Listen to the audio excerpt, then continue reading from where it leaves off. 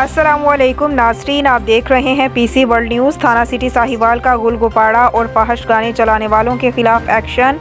हमारे नुमाइंदे अली हसन कसूरी की रिपोर्ट के मुताबिक थाना सिटी साहिवाल का गुपाड़ा और फहश गाने चलाने वालों के खिलाफ एक्शन।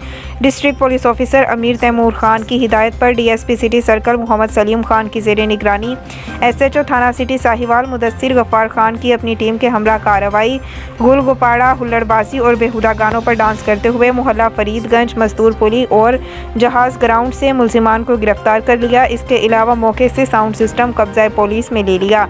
इस मौके पर एसएचओ सिटी का कहना था किसी को कानून की खिलाफ वर्जी पर मुआफ़ी नहीं दी जाएगी। ताजर बरादरी, सहाफ़ती हलकों और मुअज़्ज़िज़ीन इलाका ने इस कार्रवाई को सराहा।